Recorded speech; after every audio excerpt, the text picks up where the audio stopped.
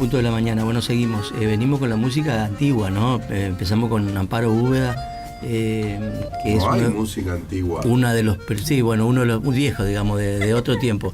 Música antigua es la que te gusta a vos. Eso te iba a decir, yo no lo quise decir. La del siglo XII. Sí, exactamente. que encima encima se puede hacer porque tienen notación musical, o sea, se lo puede seguir leyendo, ¿no? No, pero digo, esta música que comenzamos hoy con Amparo Úbeda, este creador que nació en Sauce y que nosotros siempre recordamos al comenzar el programa con música de chamamé. Es uno de los grandes y los pioneros del chamamé. Después pusimos Nino Bravo, recién para la gente que es muy joven, no sabe, fue un ídolo de la década del 70 que murió a los 28 años en una ruta. Pero era un tipo muy famoso en su época, sobre todo para el público hispano parlante, ¿no? Así que también recordamos a Nino Bravo para la gente más joven. Tienen sí, hay reversiones, sí, muchos. Sí. Pero para la gente más joven le digo que no se vayan porque viene Katy Perry, que hizo un vuelo ahora, ¿no es cierto? Se fue de paseo unos 15 minutos y volvió. 20 minutos. Así que ahora vamos a poner un tema que habla un poco de cómo vamos a escuchar ahora. Bueno, la semana pasada, todos estos días, todos hablamos de una serie británica que se estrenó este año, que está en Netflix, se llama Adolescencia, con actores no profesionales. Supongo que ahora serán profesionales después de esto. Filmada admirablemente con una técnica muy particular, que es el plano secuencia, que es una forma de filmar que es muy difícil de hacerlo porque tiene que tener todas las escenas preparadas durante 45 o 50 minutos. Por lo tanto, aquí hay un trabajo enorme de dirección actoral y hay un trabajo enorme de coordinación de esto, ¿no? Y porque está filmada en un plano secuencia que comienza y termina, ¿no? Un sinfín que es muy difícil, por lo tanto una técnica admirable, ¿no es cierto? Pero además la película da cuenta de un caso, de un crimen, ¿no? De un femicidio. Este episodio que dispara la serie puede leerse de múltiples maneras, ¿no? Puede leerse como un episodio criminal, por lo tanto hay una cuestión legal aquí, y sobre todo una cuestión legal que habla sobre la imputabilidad de las personas, la edad de la imputabilidad de las personas. Es un dato, ¿no es cierto?, que puede ser puesto en discusión. El otro es un episodio concreto, un hecho, ¿no es cierto? ¿Este hecho es solo un hecho o plantea una cuestión de época? Es además un síntoma social. Este es otro tema, ¿no? Por lo tanto, tiene una enorme complejidad, de la misma manera que tiene una enorme complejidad la forma en que fue hecho, ¿no? Pero ese es un tema de las cuestiones artísticas, que no es nuestro caso. En este caso no vamos a tratar eso, sino vamos a tratar de desentrañar con Camila González, que es licenciada en psicología, lo que pasan con estas personas, con estos menores. Camila, ¿cómo te va? Buen día. Buen día, ¿cómo están? Muy bien. ¿Qué te pasó cuando terminaste de ver? Sentí mucha angustia, sobre todo, bueno, creo que ya todos lo vieron, el capítulo final, que es el de los padres. Sentí mucha angustia, me identifiqué un poco con esos padres sintiendo que habían hecho todo bien y aceptando un poco de que podrían haber hecho las cosas de una manera mejor. Creo que, tomando un poco lo que decís, creo que la serie sí es un síntoma de nuestra sociedad actual, sí nos marca un poco lo que pasa con el mundo de los adultos, ¿no? Más que con los adolescentes, ¿no? Que nos marca la importancia del contexto, ¿no? Por eso creo que nos despierta un poco de que en qué contexto estamos viviendo y todos los contextos en los que se involucran los adolescentes, ¿no? La escuela, pero sobre todo el mundo virtual. Este contexto y este territorio social que pasa a ser tan importante, que pasa a ser el más importante en su vida, con sus propias reglas, ¿no? Las reglas que parecían que no hay, sí, donde todo vale, donde no están bien marcados los límites. Hablábamos un poco de que pareciera que no hay edad y que todo se puede, que estamos expuestos a todos. Entonces, ese contexto que va marcando lo que van siendo, ¿no? Y estas identificaciones que van teniendo. Entonces, creo que es un síntoma de la sociedad actual. Y una de las cosas que más me preocupan a mí es la violencia, la naturalización de la violencia, sí, ¿no? Creo que eso nos marca un poco la serie. ¿Qué me preocupa a mí de todo esto? Cómo se naturaliza la violencia, el lenguaje. No sé si ustedes pudieron ver un poco el lenguaje violento con el que se manejan en las redes y en el mundo virtual los adolescentes de hoy. Cómo se hablan entre ellos. Y la otra vez también hablábamos de esto del de cómo no se da lugar al conflicto, de cómo no se da lugar a resolver los conflictos, cómo la frustración enseguida la llevo a la acción, cómo no puedo aprender de mis errores, ¿no? Esto no me puedo equivocar porque voy a ser expuesto. No puedo mandarme ninguna y porque me van a dejar expuesto y en esta etapa donde es tan importante que esto no pase, ¿no? Que no me dejen expuesto, seguir poder pertenecer. Entonces se empieza a naturalizar la violencia. Se hablan de una manera en el lenguaje digital y virtual que por ahí en el presencial y en el contacto real no se permite esto, no se hablan de la misma manera. Pero ese es un punto de vista muy interesante porque entre querer hacer todo bien, so pena de hacer mal y quedar expuesto, la respuesta es la violencia, es fuerte. Sí. Pero bueno, se manejan así en el mundo virtual. O sea, si nos ponemos a mirar un poco los chats, es así. Si nos ponemos a mirar Twitter, es así. Si nos ponemos a mirar qué pasa, es un poco así. Entonces, no hay lugar al error, no hay lugar a aprender de lo que me está pasando, no hay lugar a que el otro me marque y yo diga, bueno, sí, puedo aprender. Lo que pasa con la violencia, como sabemos, es que escala rapidísimo, claro. ¿no? Claro. Muy rápido. Entonces, esto llevado al extremo puede pasar a otro contexto. El tema es que, por lo tanto, vivir en sociedad implica cierto respeto a ciertas normas, no solo jurídicas, ¿no? Sino también de convivencia. Sí. Son límites que hacen posible que uno pueda convivir con otro. Esto es lo que está en juego. Sí, y esto es lo que no está bien delimitado en lo virtual. No hay reglas, no sabemos. Y tampoco preparamos a los chicos lo suficiente antes de darles los celulares, ¿no? No los preparamos, no le hablamos de cierta ética, de convivencia y de qué puedes decir, qué no puedes decir, porque el otro se puede sentir mal igual, porque igual genera, por más de que sea en el mundo virtual, genera emociones reales. Llevado al extremo pasan, ¿no? Casos de bullying y otras cosas como de violencia real o física, por así decirlo, pero no hay reglas, entonces los tenemos que preparar. O sea, esto lo que nos muestra es que tenemos que empezar a hablar de esto, ¿no? De que no es todo, de que no vale todo. Exacto. Ahora, hay una cuestión que, vos decías, los padres se vieron un poco representados en la serie, esta problemática que empieza a emerger, pero hay una cuestión, por ahí antes los padres como que no querían meterse mucho en ese mundo, era como proteger hasta ahí, y desde el desconocimiento era, como internet es todo esto, no importa, ¿no? Claro. Entonces esto nos marca que en realidad tiene que haber un interés genuino de lo que está pasando. De saber qué pasa, sí, de saber qué pasa. También creo que nos echamos mucho la culpa a los padres porque pareciera como que los dejamos con la tecnología y que no nos ocupamos y que estamos tranquilos, entonces como cerraba toda la ecuación, ¿no? Como esta ilusión de que nosotros podemos seguir siendo productivos mientras nuestros hijos están con los celulares. Y esto electrónico, ¿no? Sí, y con esa frase, ¿no? Que le damos y la verdad es que también fuimos nosotros víctimas un poco de que, tomen, ustedes sigan siendo productivos, sus hijos van a estar entretenidos y hasta es educativo y hasta está todo bien.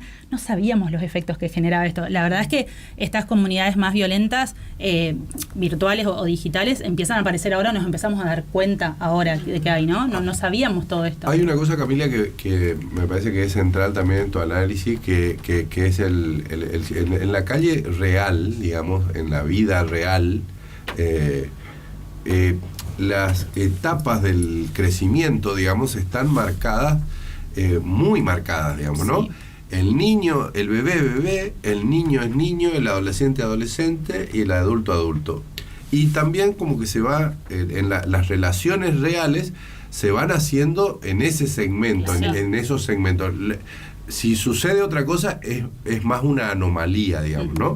Entonces ahí también la preparación mental, psicológica, etcétera, va lo que no pasa en la calle virtual, digamos, ¿no? Porque ahí, vos decías el otro día, está todo ya.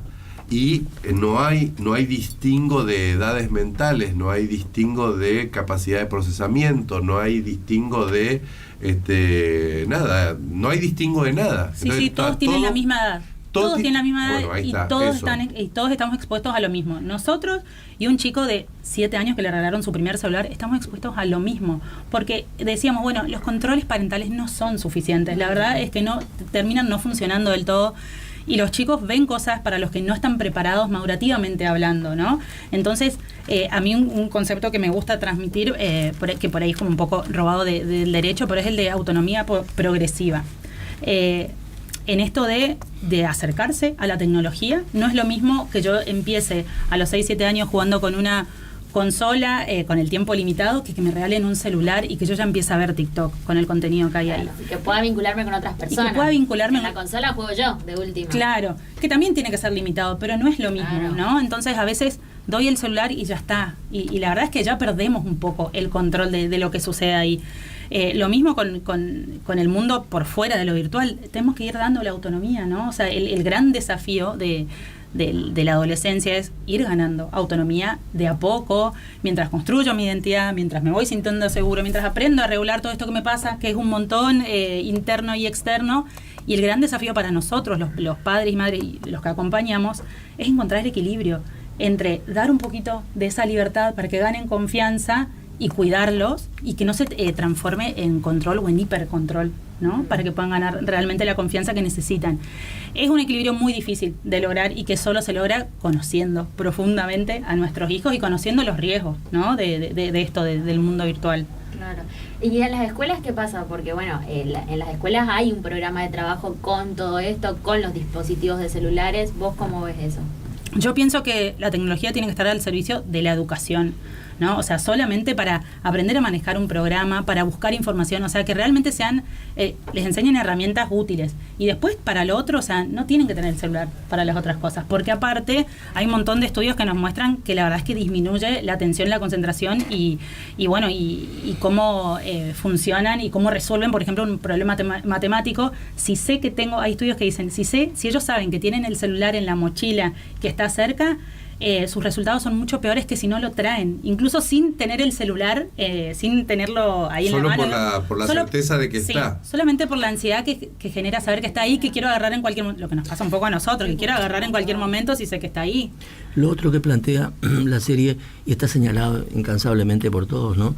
No vamos a ser acá originales, es que todos estamos viviendo en este mundo, pero a la vez en mundos diferentes. Esto es, los padres vivimos en un mundo, los chicos viven en otro. ¿Hay conexión? ¿No hay conexión? ¿Cómo se hace para convivir? ¿Cómo entro a ese mundo? ¿Cómo salgo de ese mundo? ¿Cómo entra a mi mundo? ¿Cómo sale de mi mundo? Sí. ¿Cómo conviven estos mundos? La famosa brecha, ¿no? Entre las generaciones. Hay que traducir a veces, porque sí, uno no entiende, ¿no? Yo decía la otra vez que yo sostengo que no vamos a saber todo lo que hablan, no vamos a saber exactamente el lenguaje que usan, los que les gusta, sino nos tenemos que poner desde una mirada muy adultocéntrica por ahí, desde juzgar, ¿no? ¿Qué es lo que te gusta?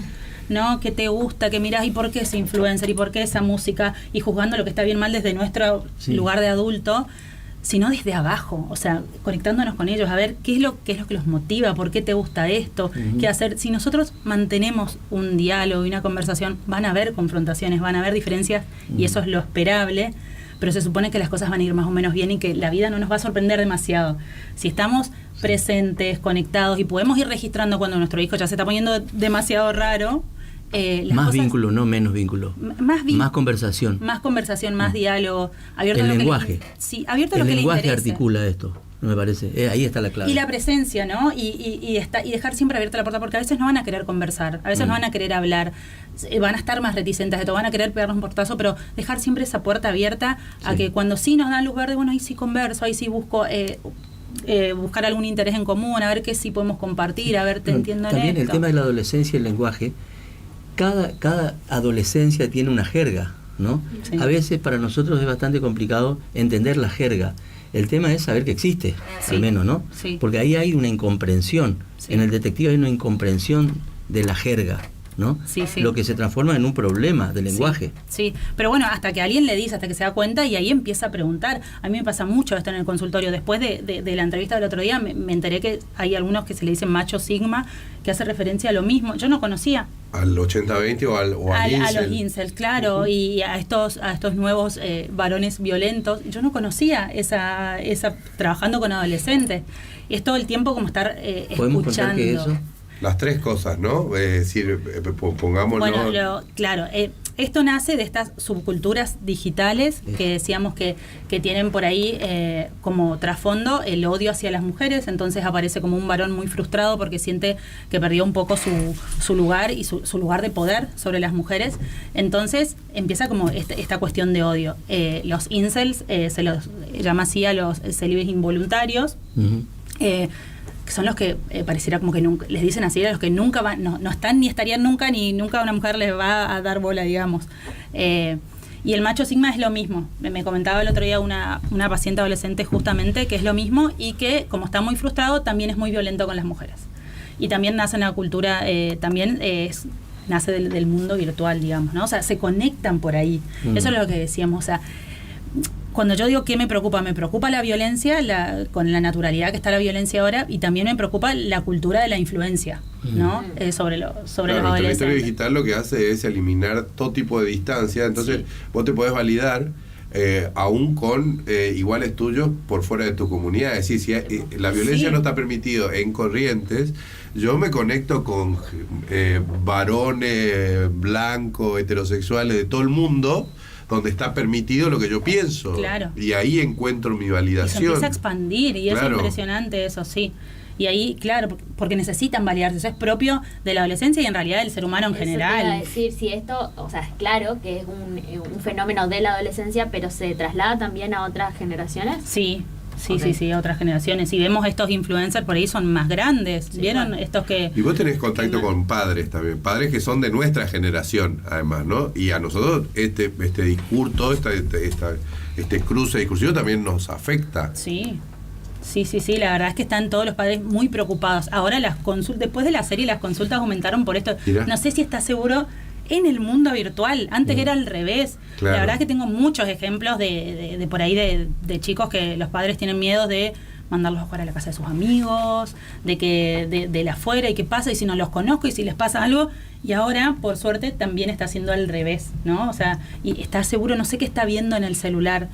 Y bueno, entonces empezamos ahí el camino de comunicación con su hijo, ¿no? Porque también va siendo propio de cada adolescente lo que le interesa.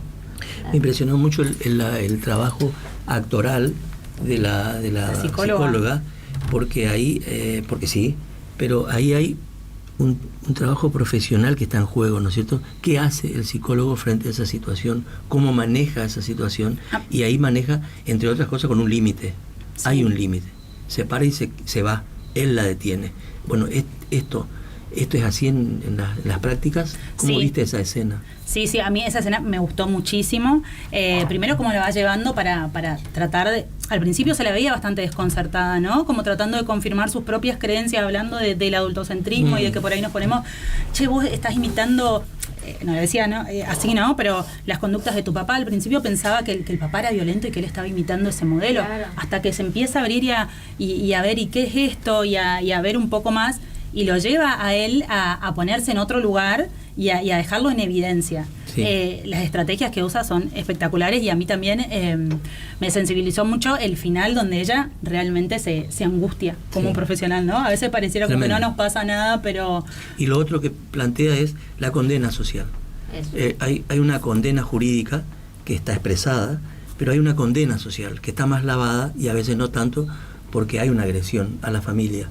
¿Cómo se trabaja todo eso? ¿Cómo se ve eso? Sí, bueno, los padres se quedan muy angustiados, pero los padres, ¿viste cómo se sostienen en esto que decidieron? Porque tenían la opción de poder irse del lugar donde vivían, de la ciudad donde vivían, de la comunidad donde vivían, y ellos decían, no, nos vamos a quedar acá porque este es nuestro lugar, y se sostienen a pesar de las agresiones. Esto ya va a pasar, y tratan de reparar un poco, creo, a través del vínculo con su otra hija, pero no dejan de sentir dolor. Creo que la serie termina ahí con ese dolor un poco aceptando lo que pasó, pero sin querer cambiar nada, ¿no? Y aguantando un poco esto que le hacía las otras personas de su comunidad. No, que ahora pienso todo esto que ella está contando y ese episodio de la serie, cómo podría convivir algo así en Corrientes, ¿no? En comunidades tan chicas como las que tenemos, en comunidades rurales, supongamos, esta condena social, ¿cómo se traduce? ¿No? Sería muy fuerte. Sería muy fuerte, creo que sí, en una sociedad tan chica y donde todos nos conocemos y donde seguía se difunde y donde sabes a qué escuela va, sería muy difícil, creo. A propósito del caso de bullying que surgió hace unos días, que también tenía alguna historia digital y que lo que decía el juez es muy difícil contener una situación así porque han pasado en múltiples oportunidades y lo que necesitamos es un protocolo de redes sociales para las escuelas para ver cómo controlar qué eso. pueden hacer las escuelas y armar su propio... Lo que pasa es que es todo nuevo. Claro. El colegio no sabe, prohibimos, no prohibimos, que traiga el celular, que no traigan, qué hacemos, y lo que pasa fuera de la escuela pasa fuera de la escuela.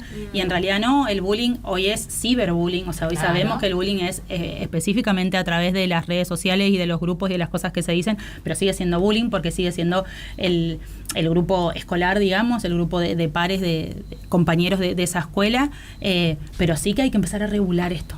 Hay que regular, o sea, esto, ¿no? Nos deja en visto del contexto y de todo lo que tendríamos que haber hecho.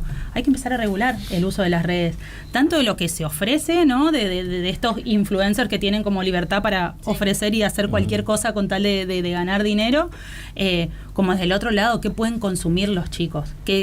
¿A qué están expuestos? Hay que regularlo. Vemos mucha adolescencia y infancias también muy erotizadas, ¿no? Sí.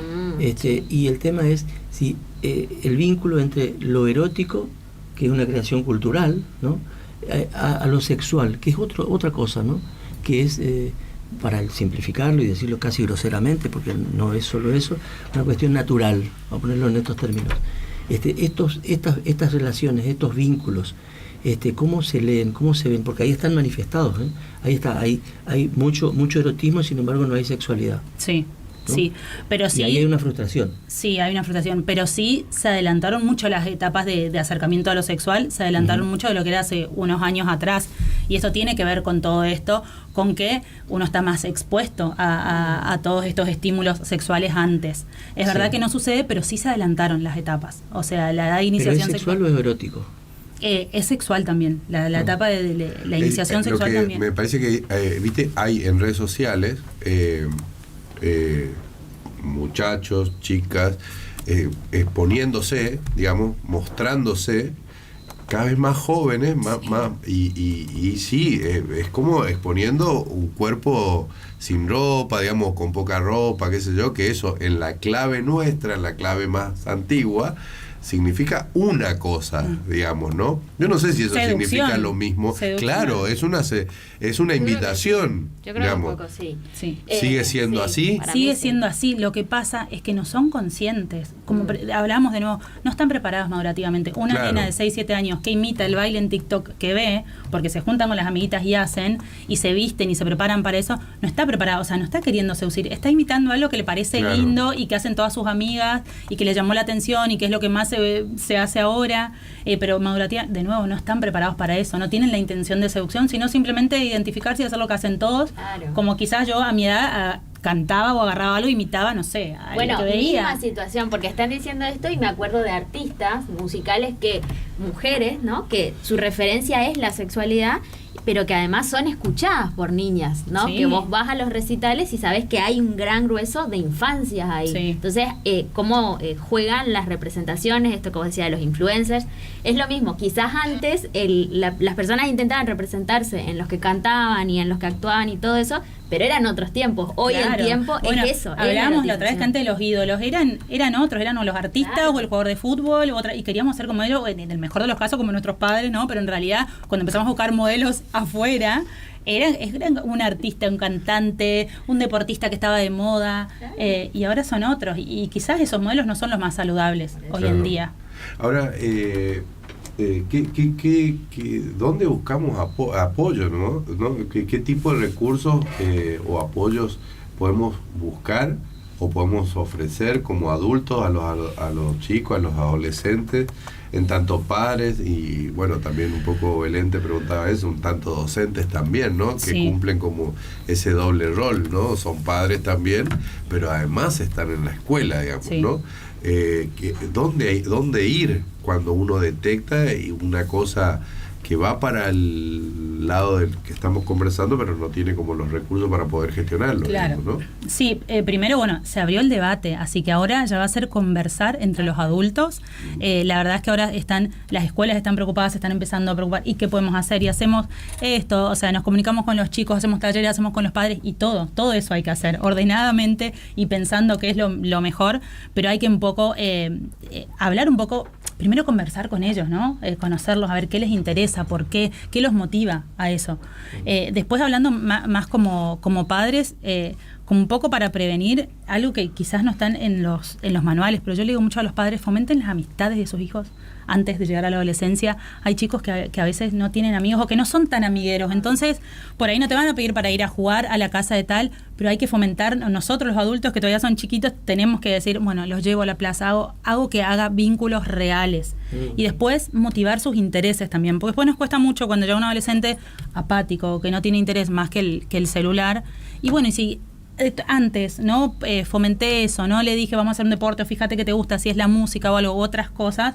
Después llegamos con muy pocos hábitos a la adolescencia. Entonces, en la previa, trabajemos todo eso, aprovechemos que podemos acompañar y... Que podemos probar aparte. Que podemos porque probar. Por ahí no sabemos si va a ser bueno en la música, en el deporte o qué, pero hay que encontrar Claro, qué es de todo y eso. todo esto son factores protectores de salud mental. Tener amigos, tener un interés, tener algo por fuera de casa, o sea, todo eso nos protege del impacto emocional que pueda generar cualquier estímulo interno o externo, cosa que nos pueda pasar en la vida. Entonces, trabajemos en todos esos factores protectores de la salud mental mientras conocemos todo esto del mundo virtual. Ahora ya sabemos qué está pasando y como decía, sin ponernos en un lugar de hipercontrol ni desde nuestro lugar de adultos, sino conociéndolos realmente. Sin juzgar. También Eso Sí, me y encanta. sin dejarlos solos también. ¿Invitamos a ver la serie entonces? Sí, Invitamos. a los adultos. A los adultos. Para mí los chicos no tienen Ok.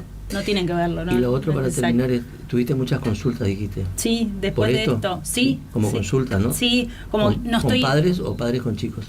Con padres primero, porque primero siempre se acercan los padres a la Sí. consulta y después continuamos con los chicos, pero esto no sé si lo que está viendo está bien, no estoy del todo seguro. La verdad es que por eso digo que sí. ¿Y a dónde te encuentran? Mis Instagram. En Instagram, sí, después dejo mi celular. ¿Así? ¿Camila González? Camila González PSI. Ok. Ahí lo Camila, vamos. gracias. No, gracias a ustedes. Camila González pasó por acá, es licenciada en psicología. Leíamos un poco, está bien dicho, ¿no?